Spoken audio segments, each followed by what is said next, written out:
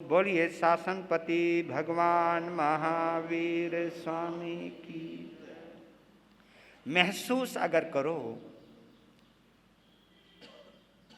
तो महावीर से बड़ा कोई गीत नहीं, महावीर से बड़ा कोई महागीत नहीं, महावीर से बड़ी कोई कथा नहीं,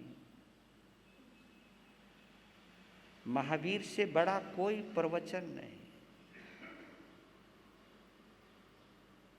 इस चतुर्मास में मैंने तो यही अनुभव किया है।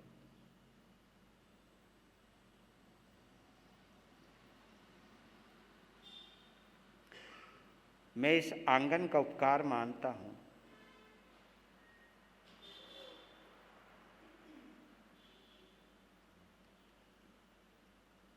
कि प्रभु महावीर इस आंगन में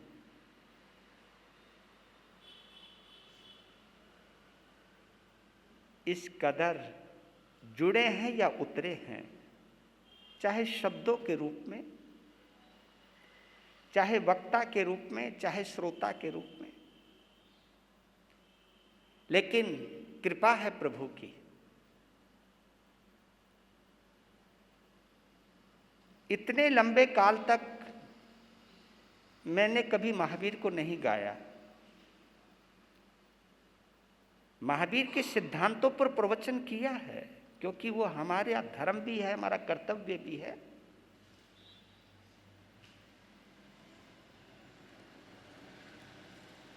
और उपाध्याय भगवान ने भी भगवान की वाणी से ही अपने आप को जोड़ के रखा। एक तरफ कथा है, एक तरफ वाणी है। ये सुंदर संयोजना इस चतुर्मास काल में प्रकट हुई है। आपके दिलों तक कहां तक पहुंची है ये हम नहीं जानते। इस कथा को सुनने के लिए सिविल लाइन के श्रोताओं में कितना उत्साह है ये भी मैं नहीं जानता हूं, क्योंकि वो सामने प्रकट होता है तो ही पता चलता है। कौन कहां सुन रहा है इसका मुझे क्या पता, लेकिन ठीक है, एक व्यवस्था दी हुई है समाज ने कि घर बैठे भी सुना जा सकता है। किसी देश में, किसी प्रदेश में, कहीं पर भी सुना जा सकता है। जहां जहां इंटरनेट है, जहां जहां नेट है, वहां कनेक्ट हुआ जा सकता है। लेकिन जो रिश्ता, जो संबंध प्रत्यक्ष रूप से बनता है वो इसके ऊपर पॉसिबल नहीं है।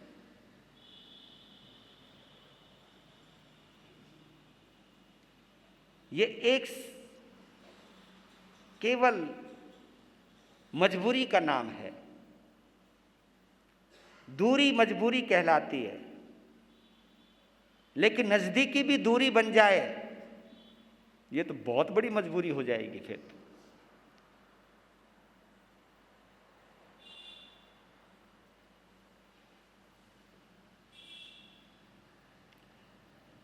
कोई आपसे कह दे कि हम तुम्हारी शादी विवाह और उठाले में ऑनलाइन आ जाएंगे, नहीं? तुम कर लेना जो कुछ करना, तो जरा सोचना जरा है। तो कहने वाले तो कह देंगे तू ऑनलाइन ही शादी कर ले। तो कहने का भाव ये है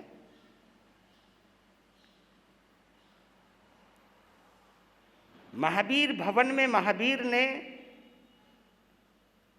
जितने भी मेरे श्रोता हैं इनको चुना, हमें चुना। इसके लिए मैं जिन शासन का अनंत उपकार मानता हूं।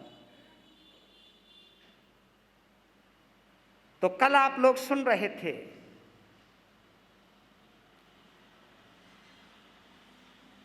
कि राजनीति कितनी भयंकर होती है। अपने प्रभाव का विस्तार करने के लिए, अपनी महत्वाकांक्षा को विस्तार देने के लिए लोग अपनों का भी खून कर देते हैं, रिश्तों को भी भूल जाते।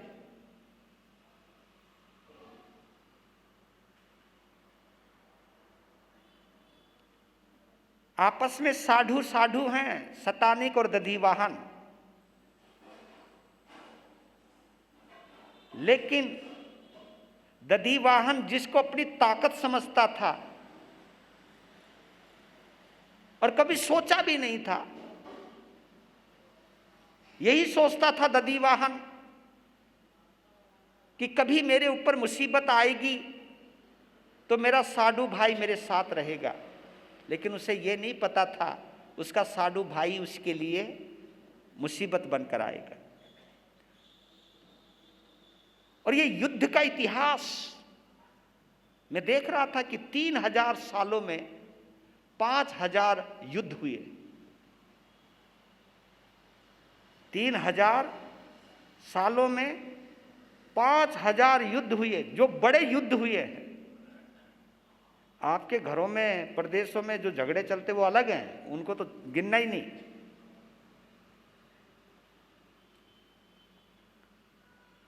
और युद्ध यहां तक हुए, विश्व युद्ध हुए हैं। पहला विश्व युद्ध 1914 में हुआ और 1918 तक चला वो।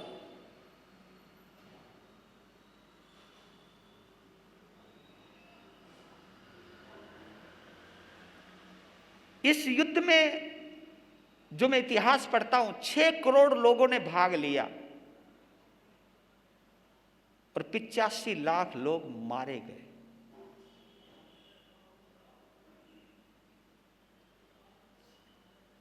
दूसरा विश्व युद्ध 1939 में हुआ, जो लगातार 5 वर्षों तक चला, जिसके अंदर 3.5 करोड़ लोग मारे गए। 10-12 करोड़ लोग बेघर हो गए। 15 करोड़ लोग उस युद्ध की वजह से भिन्न भिन्न प्रकार की बीमारियों की गिरफ्त में आकर के मर गए।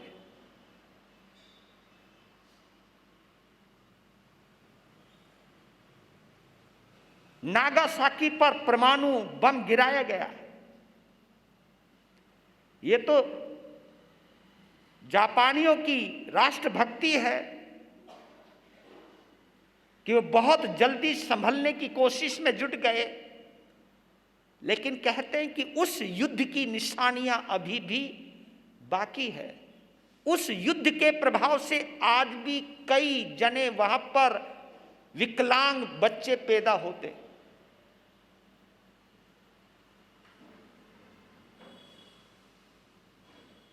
और इतने भयानक युद्ध किसने किए? आदमियों ने।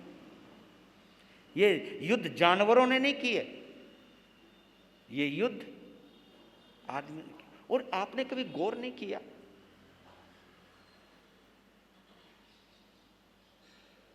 एक कवि ने कुछ पंक्तियां लिखी हैं, आपने सुनी भी होंगी कभी, पर लेकिन मुझे वो पंक्तियां इतनी अच्छी लगी, गौर कीजिएगा। ये कवि का शायद कोई दर्द है, जिस दर्द को उसने कविता में बयां किया है।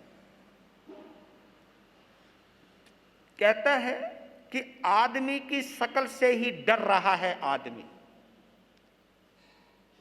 ये सही बात है, आदमी कुत्तों से नहीं डरता इतना। घर में कोई कुत्ता घुस जाए, बिल्ली घुस जाए, इतना नहीं डरता जितना अनजान आदमी से अब डरने लग गया है। कहते हैं कि आदमी की शक्ल से ही डर रहा है आदमी, आदमी को लूटकर घर भर रहा है आदमी। आदमी ही आदमी को लूटकर घर भर रहा, आदमी को लूटकर घर भर रहा है आदमी। आदमी ही मारता है और मर रहा है आदमी। आदमी ही मारता है, मर रहा है आदमी। देख के हैरान हूं क्या कर रहा है आदमी, देखकर हैरान हूं क्या कर रहा है आदमी। आदमी अब जानवर की सरल परिभाषा बना है। आदमी अब जानवर की सरल परिभाषा बना है। भस्म करने विश्व को आज दुर्वासा बना है। दुर्वासा ऋषि था, यानी हम संतों को भी लपेट लिया कवि ने, और है भी सही। इस समाज के मार्गदर्शक के रूप में हमारी पहचान है। मार्गदर्शक, रास्ता दिखाने वाले हम लोग हैं, भटकों को रास्ता बताने वाले हम हैं, लड़ते हुओं को प्रेम का पाठ पढ़ाने के लिए हम हैं। लेकिन लगता है काल का प्रभाव है।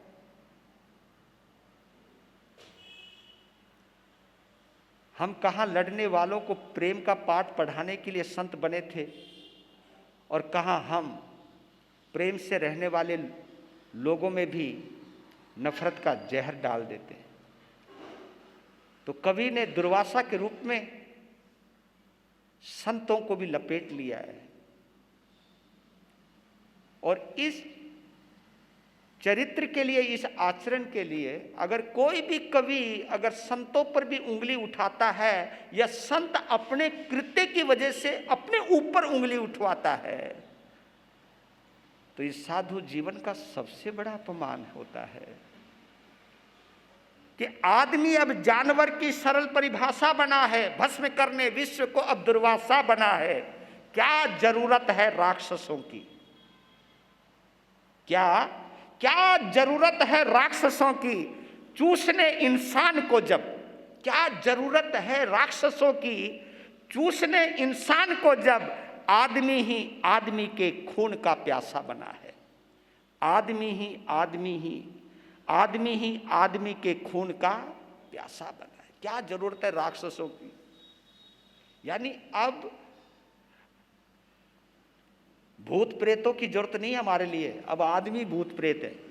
पता नहीं कब कौन बिदक जाए,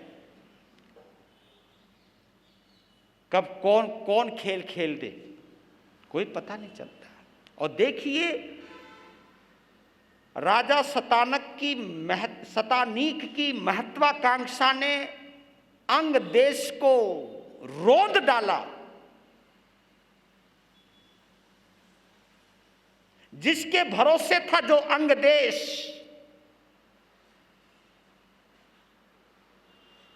उसने ही उस अंग देश को रोंद दिया। उसी ने ही उसके साथ विश्वासघात किया।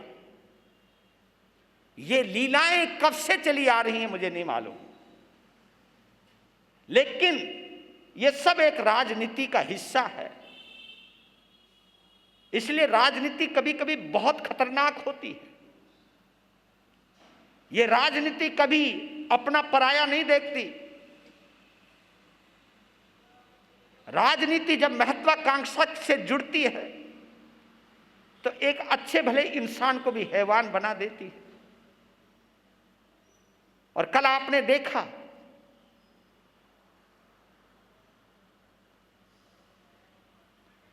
कि एक विश्वासघात राजा दधिवाहन के साथ हुआ, एक विश्वासघात महारानी धारणी के साथ हुआ। कि जिसने ये कहकर के कहा कि मैं दधिवाहन को पसंद करता हूं, था तो वो शतानिक का ही रथिक, पर लेकिन उसने ये कहा था कि मुझे पता है राजा दधिवाहन जंगल में कहां छुपे हैं, मैं तुम्हें वहां लेकर के जाऊंगा। ठीक है, मैं दुर्भाग्य से शतानिक का सैनिक हूं, लेकिन इंसानियत कहती है मेरी कि कभी किसी को निर्दोष को उजाड़ना नहीं चाहिए। इतना भरोसा देकर के, जिस पर भरोसा करके उसके साथ वही विश्वासघात किया। अपनी सील की रक्षा करने के लिए धारणी ने अपनी जान दे दी। उसके साथ उनकी बेटी वसुमती है। वसुमती ने अपनी मां को तड़पते हुए मरते हुए देखा है, लिपट के रोई है, पर लेकिन कहते हैं धारणी की इस आत्महत्या ने रथिक की कुछ आंखें खोल दी। वो डर गया, कहा कि गलत हो गया। विश्वास दिया वसुमती को, तुम मत डरो, क्योंकि वो भी अपने आप को मारने जा रही थी। कहा कि तुम मत मारो,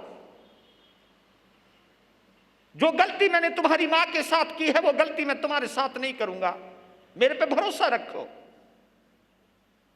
और आप मुझे अपना भाई समझो और आप मेरे घर चलो।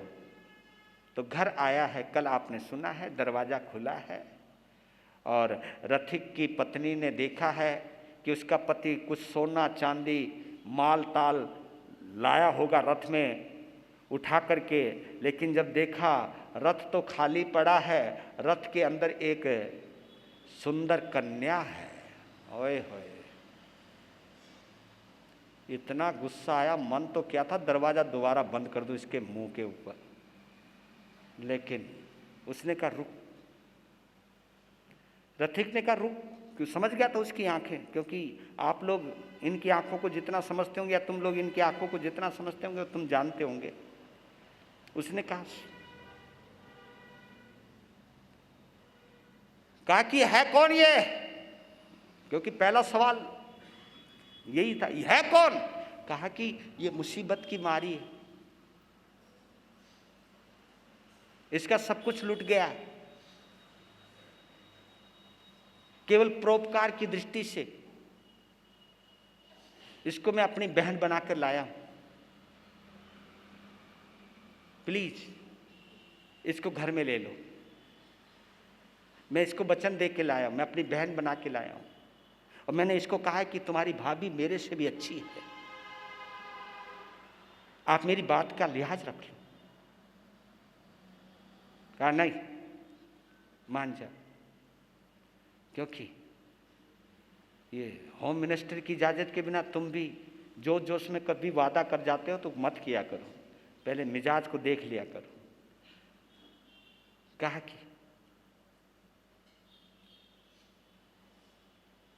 कि दिन छुपने वाला है, अब ये कहां जाएगी, कम से कम रात तो, केवल रात, और रात भी वहीं रहेगी जहां मैं कहूंगी। ठीक, कहा तो ये विश्वास दिला के लाया था कि मैं तुझे अपने घर में रखूंगा बहन बनाकर। अंदर जैसे किया, दरवाजा बंद किया, एक अंधेरी कोठरी में रथिक की पत्नी ने वसुमती का हाथ पकड़ा और एक अंधेरी कोठरी में डाल दिया, बाहर से दरवाजा बंद कर दिया, ना उसको पानी दिया ना उसको भोजन दिया, अंधेरी कोठरी में पड़ी रही।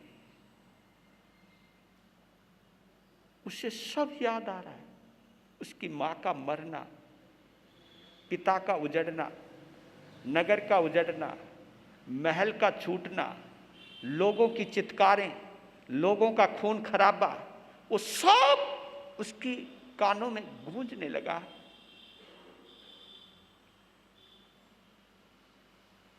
सोचने लगी कि ऐसा तो मैंने जिंदगी में कभी सोचा नहीं था कि अचानक ऐसा होएगा मेरे साथ। लेकिन कुछ भी कहो, राजा दधिवान भगवान पार्श्वनाथ की परंपरा के श्रावक थे, कुछ ना कुछ संस्कार तो उस बालिका में भी थे। वो समझ गई कि जब वक्त बदलता है, जब बुरा वक्त आता है या पाप कर्म का उदय आता है, तो सब कुछ इसी तरह बदल जाता है। हे वसुमती, अपने आप को हिम्मत दो और देखो आगे क्या क्या होता है। सिसकती रही, दिन निकला, दरवाजा खुला, बाहर निकाला और अपने आदमी को पहले कह दिया, खड़ा हो, पकड़ हाथ इसका, चल निकल बाहर, और इसकी कीमत बहुत अच्छी मिल जाएगी। जहां दास दासियां बिका करते हैं उस बाजार में ले जाओ। उस बाजार का नाम गुदड़ी बाजार था। ये कौशाम्बी है, ये कौशाम्बी गुदड़ी बाजार, जहां पर पशु पक्षियों की तरह जहां दास और दासी के रूप में इंसान बिका करते थे।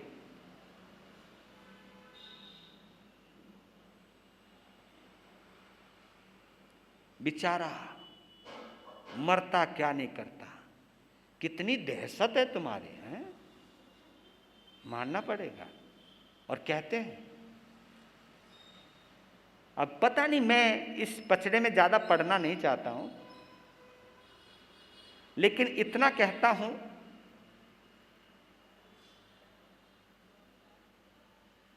मैं ये नहीं कहता कि घर में आप लोगों की नहीं चलनी चाहिए, लेकिन इतना जरूर कहता हूं, अपनी महत्वाकांक्षा के रूप में आप लोगों को नहीं चलना चाहिए।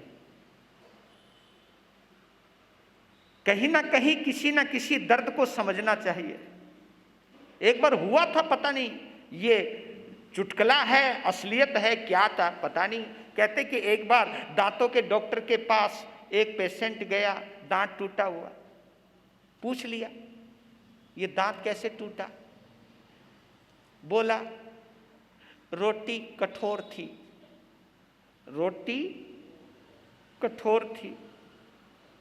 बोल दिया कि घरवाली को बोल देता नरम बना देने को, वही तो बोल रहा था,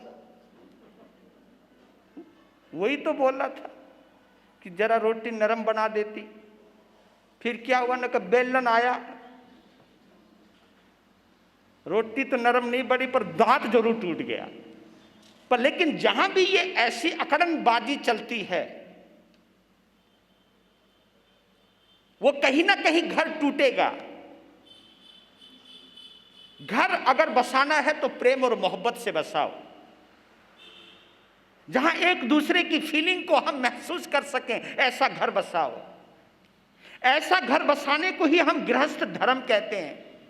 नहीं तो घर भी पाप का अड्डा बन जाता है, धर्म भी अधर्म बन जाता है। जहां अत्याचार, जहां एक दूसरे को दबाया जाता है, चाहे कोई दबाओ, उसमें कोई फर्क नहीं पड़ता कि आदमी दब रहा है या औरत दब रही है। जहां कोई भी दब रहा है या दबाया जा रहा है, वो गृहस्थ धर्म का हिस्सा नहीं होता है। और ऐसे घरों से या ऐसे घरों के संस्कार लेकर के अगर कोई साधु भी बन गया तो वो समाज को भी दबाएगा, वो समाज को भी लड़ाएगा। इसलिए मैं कभी कभी कहता हूं कि आज जो समाज का वातावरण हम संतों की वजह से बिगड़ा है, क्योंकि इसी फितरत से ये दुनिया बनी हुई है, और इसी फितरत से अगर हम निकल करके आएंगे, तो इसी फितरत को लेकर के अगर हम जिएंगे, तो कहीं ना कहीं तो कुछ ना कुछ तो गड़बड़ हो जाएगी। बेचारा लेकर के चला गया बाजार में, एक लकड़ी का तिनका रख दिया। ये पहचान हुआ करती थी, लकड़ी का तिनका जब सिर पे रखा हो, एक डंडी होती थी सूखी, उसको सिर के ऊपर रख करके आदमी या औरत, ये पता चल जाता थी एक बिकने के लिए आए हैं। तो देखिए, अंग देश की राजकुमारी कौशांबी, वो भी अपने मौसा जी का राज्य है, वहां पर बिकने आई है। सुंदर तो थी ही, लाजवाब।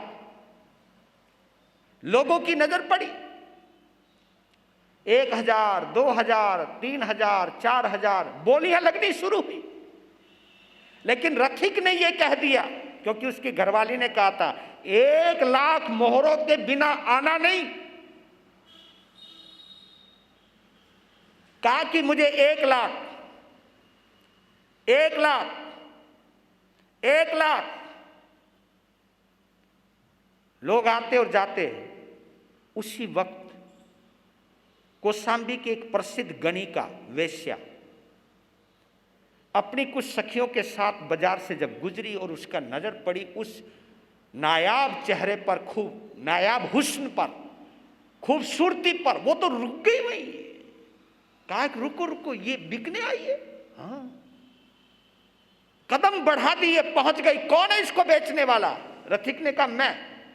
कितनी कीमत है इसकी? कि 1 लाख रुपए। तुरंत 1 लाख रुपए की मोहरें पकड़ाई। कहा कि ये पकड़, ये छोरी मुझे दे।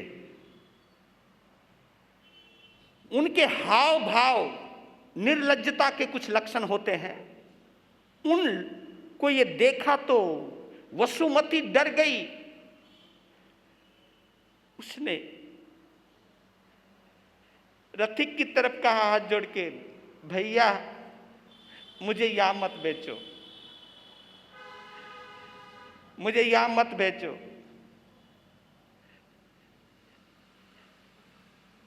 मैं भाभी की मार खा लूंगी, मैं तुम्हारे कपड़े धो लूंगी, तुम्हारा झाड़ू पोछा कर लूंगी, मुझे मत बेचो। लेकिन 1 लाख रुपए किसको बुरे लगते? जब पैसा दिमाग पर चढ़ता है तो कोई किसी के दर्द को नहीं समझता। कहा, पैसा लिया और वो तो चल दिया। उसने पीछे मुड़कर देखा भी नहीं। एक और विश्वासघात, जिसको भाई समझ के आई, उस भाई ने भरे बाजार में एक वेश्या के हाथों बेच दिया। वो खड़ी है, वेश्या कह रही नीचे उतर। कहा कि नहीं, मर जाऊंगी लेकिन तुम्हारे साथ नहीं जाऊंगी। कैसे नहीं जाएगी? अब तू हमारी अमानत है, तुझे मुंह मांगा दाम देकर के खरीदा है। उसने रिक्वेस्ट की, मां मैं तुम्हारे लायक नहीं हूं,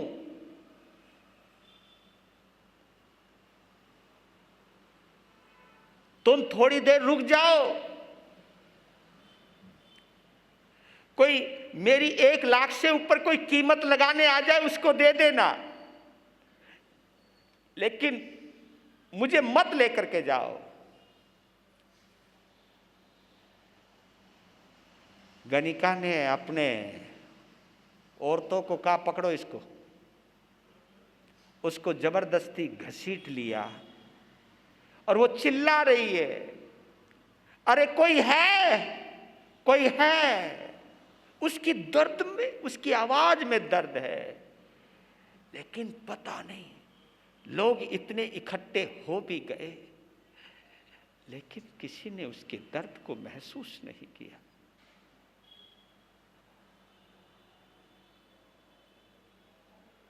दो उदाहरण यहां पे बनते हैं, भिन्न भिन्न बनते हैं। एक जगह तो ये कहा जाता है यहां पर बंदरों का आक्रमण हुआ है और गणिका को लहूलुहान कर दिया, एक ये भी वर्णन आता है। दूसरा ये भी है कि जिस समय वसुमती की करुण चित्कार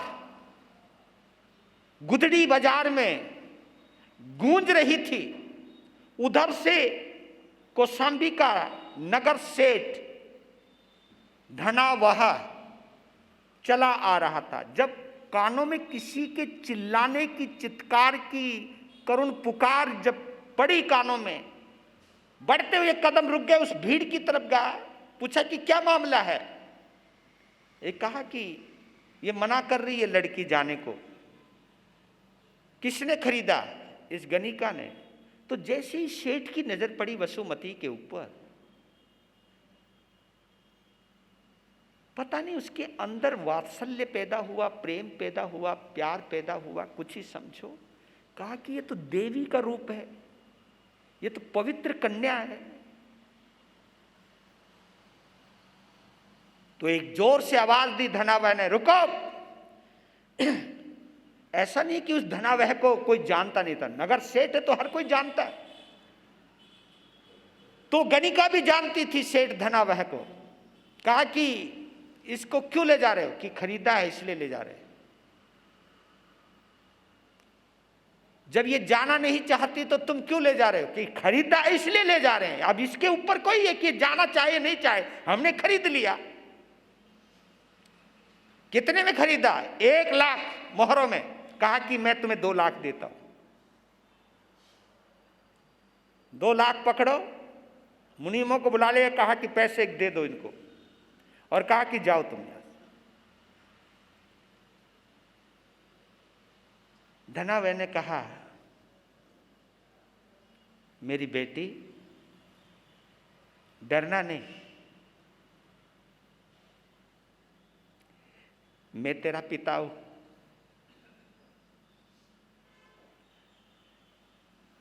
और देखो, वो तो सच्चे दिल से बोल रहा है, लेकिन वसुमती का विश्वास दुनिया से उठ चुका है। तो उसने एक ही सवाल किया, तुम अच्छे पिता बनोगे? विश्वास रखो। इसलिए बनूंगा कि मेरे घर में कोई संतान नहीं है, तुझे ही मैं अपनी पुत्री के रूप में स्वीकार करता हूं। मेरे पे भरोसा रख बेटा। तूने अपनों से दगा खाया होगा, लेकिन एक बार मुझे भी आजमा बेटा। जब पिता ने उसके सिर पर प्यार का हाथ फेरा तो उस हाथ में आश्वासन था, उस हाथ में विश्वास था। विश्वास था तो आश्वासन था।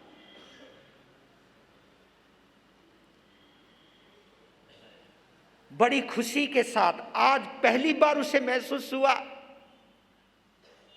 उस सेठ को देखकर, वसुमती को, कि मेरे पिता, इस सेठ के रूप में मेरे पिता दधिवाहन, क्योंकि जिस ढंग से उन्होंने पकड़ा है तो वही पकड़ने का तरीका उनके पिता दधिवाहन का भी था, क्योंकि पिता के पकड़ने का तरीका ही कुछ और होता है।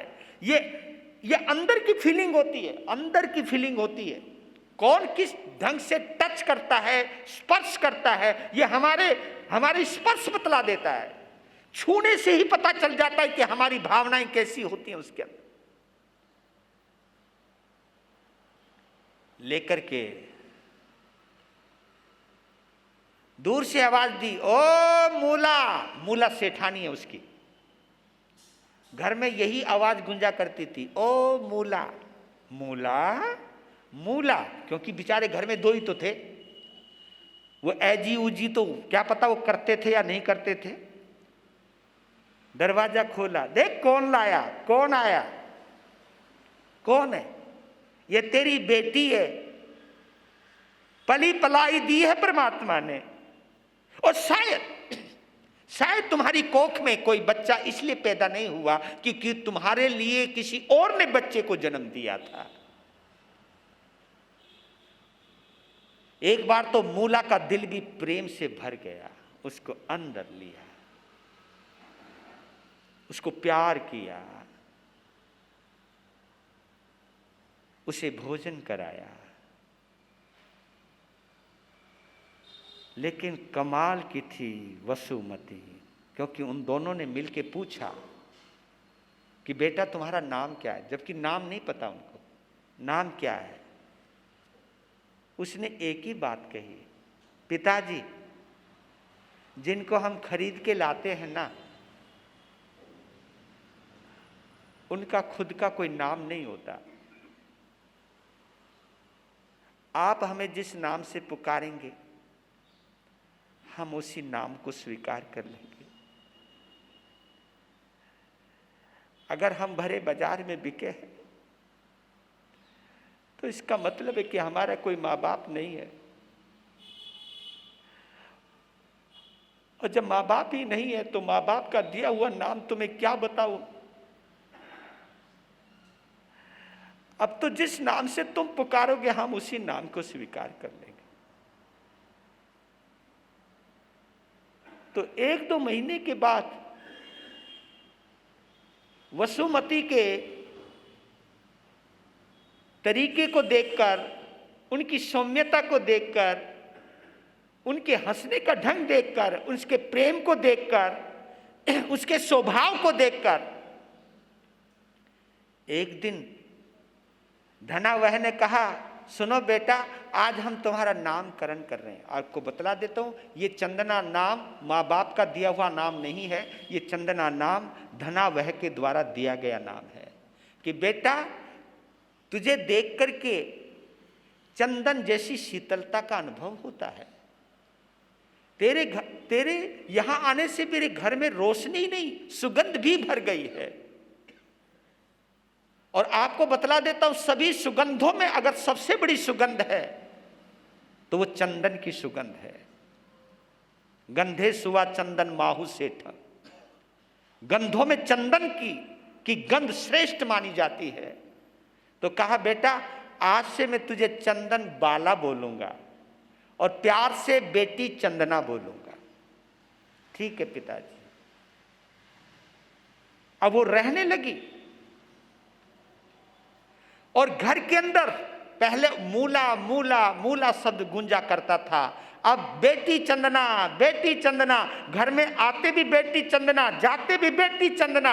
अगर बताऊं मूला को भी बुलाते थे तो चंदना के नाम से बुलाते। ए बेटी चंदना, कहाँ है तेरी माँ? पहले चंदना को, फिर पूछते कहाँ है तेरी माँ। इतना प्रेमिल वातावरण बन गया है वहां पर लेकिन जब देखो चंदना चंदना चंदना, बेटी चंदना, बेटी चंदना, मूला की खोपड़ी खराब। हाय ले भला, ये तुम्हारो नाम ही भूल गए। पहले तो जब देखो मूला मूला मूला, अब मूला की जगह बेटी चंदना, बेटी चंद। पता नहीं अंदर से कुछ ज्यादा ही ईर्षा होती है, क्या होती है भगवान जाने। फिर सोचने लगे ये कहीं ना कहीं कुछ ना कुछ वक्त करवा रहा है, कुछ भी समझ लीजिए। उसे कुछ डाउट होने लग गया। डाउट ये हुआ कि कहीं मेरे पति के दिल में बेईमानापन तो नहीं है। देखिए जहां डाउट आता है, जहां शंकाएं आती हैं, वहां रिश्ते किस तरह बिगड़ने लगते हैं। ये पक्की बात है। जब भी तुम्हारे में, चाहे मेरे में, चाहे आप में, कोई भी हो, जहां भी डाउट्स आ जाते हैं, जहां भी शंकाएं आ जाती हैं, प्रेम कम होना शुरू हो जाता है। जो प्रेम पहले था मूला को चंदना के प्रति, वो प्रेम उसको लगा कुछ डाउट आने लग गया। और उस डाउट को कहां मिल गई सफलता? एक बार बाहर से लौटे हैं धना वह सेठ,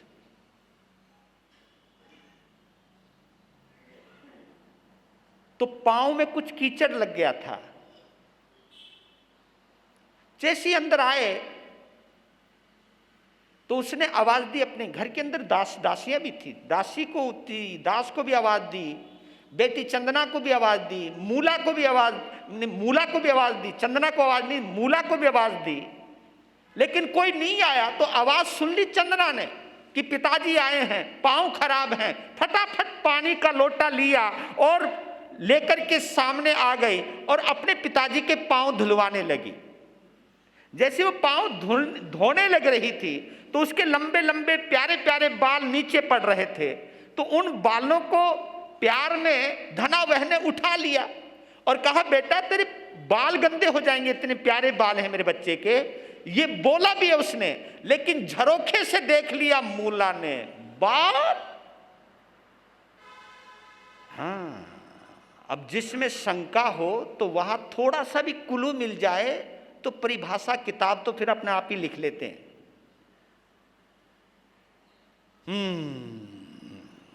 अब देखो अंदर जेलस, बोली कुछ नहीं लेकिन अंदर बोलना शुरू कर दिया। लेकिन व्यवहार में बदलाव आने लग गया है। एक बार की बात, धना बहन है अपनी मूला को कहा, देवी मैं 3 दिन के लिए बाहर व्यापार के लिए जा रहा हूं, बेटी चंदना का ध्यान रखना, अगर इससे कुछ गलती हो जाए तो बुरा नहीं मानना, मेरी बेटी को कोई तकलीफ मत देना। तो उसने आंखों ही आंखों में कहते ठीक है, बल्कि वो सोचने लगी तू जा तो सही, निकल तो सही, इसी दिन का ही तो इंतजार कर रही थी। सेठ जी चले गए और सेठ जी के जाते ही बस, अब देखो अंदर एक राक्षस रहता है, हर इंसान के अंदर दानव रहता है, कुछ भी समझो, तो कोई चंडाल या चंडालनी कोई भी रहता हो, तो जो अंदर की घुटन थी, जो अंदर की खुंदक थी, वो बाहर निकल के आती है। जैसे सेठ गए, 1 घंटे के बाद दरवाजा बंद किया, उठा लिया लठ, डंडा उठा लिया और मारने लग गई। ये भी नहीं पूछा कि मैं क्यों मार रहे, मारने लग गई चंदना को, उसकी खाल उधेड़ दी, खाल शरीर पर निशान पड़ने लग गए। वो सहन कर रही है पर लेकिन एक बात कह रही है कि मां मेरी गलती क्या है, मेरी भूल क्या है? अगर कोई गलती है तो मुझे बता दीजिए, मैं आगे से नहीं करूंगी। कहा कि सबसे बड़ी गलती है तेरी ये कि तू अपनी औकात भूल गई है, तू दासी है ये भूल गई है, तू घर की मालकिन बनना चाहती है, जिसको तू बाप कहती है उसके ऊपर तू डोरे डालना चाहती है। मैं सब तेरी चालाकियां समझती हूं, मैं जानती हूं कि तू अंदर से कितनी गंदी है। जो भी मन में घुट रही थी, जो शब्द अंदर पले होंगे वो शब्द निकलते हैं। इसलिए मैं कहता हूं कि जब आदमी किसी को भी गाली देता है ना, तो वो गाली एक दिन में नहीं देता, तुरंत नहीं देता। वो गाली पहले अंदर पलती रहती है। जब मौका लगता है तो वो गालियां निकलती है। एक अच्छे इंसान से भी सोच के भी दंग रह जाए आदमी, लेकिन जब ये सब चीजें अंदर पहले बनती है। इसलिए भगवान का एक सिद्धांत था, वो कड़े माने कड़े। जो तुम करना चाहते हो उसको करने की सोचते ही वो काम वहीं से शुरू हो जाता है। जिसके लिए तुम गालियां देना चाहते हो, ठीक है वो मजबूत है, मौका नहीं लगता, तुम्हारे से नहीं बोला जा रहा, लेकिन जैसे ही मौका मिलेगा वो अंदर की भड़ास, वो अंदर की गंदगी जरूर बाहर आएगी। और पीटने के बाद अधमरी करके उसे नीचे गिरा दिया, खुद उसके ऊपर बैठ गई और कैंची से उसके, क्योंकि वो बाल खटकने लग गए थे उसको, उसके पति ने उसके बाल उठाए थे, तभी समझ गए कि इसके बाल मैं खुद काटूंगी। तो कैंची लेकर के उसके सारे बाल काट दिए, कपड़े फाड़ दिए, एक छोटी सी चद्दर पता नहीं क्या डाली उसके ऊपर, हथकड़ियां पहना दी, बेड़ियां लगा दी और उसे तल घर में डाल दिया और बाहर से दरवाजा लगाकर, ताला लगाकर, पड़ोस में चाबी देकर अपने मायके चली गई। समय आपका हो गया। ये घटना और आगे किस तरह बढ़ती है। और भगवान महावीर, क्योंकि आप ये देखिए कि भगवान महावीर का रोल बड़ा जबरदस्त आया यहां पर, कि समाज के अंदर छुपे हुए दर्द को किस तरह देखा है और उसका निवारण करने के लिए क्या साधना की है प्रभु ने। बोले नहीं, साधना की है, अभिग्रह किया है। वो अभिग्रह ऐसे नहीं आया, वो जानते थे, उस अभिग्रह की ताकत भी जानते होंगे और कहीं ना कहीं नारी कल्याण की भावना रही होगी। उसका दृश्य हम कल देखेंगे। वीर नाम के हीरे मोती, गुरु नाम के हीरे मोती, मैं बिखराऊं गले गले, ले लो रे कोई राम का प्यारा, शोर मचाऊं हो, ले लो रे कोई गुरु का प्यारा, शोर मचाऊं। दौलत के दीवानों सुन लो, एक दिन ऐसा आएगा, धन दौलत और महल खजाना यहीं पड़ा रह जाएगा। हो धन दौलत और महल खजाना यहीं पड़ा रह जाएगा। सुंदर काया मिट्टी बनेगी, सुंदर काया मिट्टी बनेगी, चर्चा होगी गले गले, ले लो रे कोई राम का प्यारा, शोर मचाऊं गले गले, हो शोर मचाऊं गले गले, शोर मचाऊं गले गले, शोर मचाऊं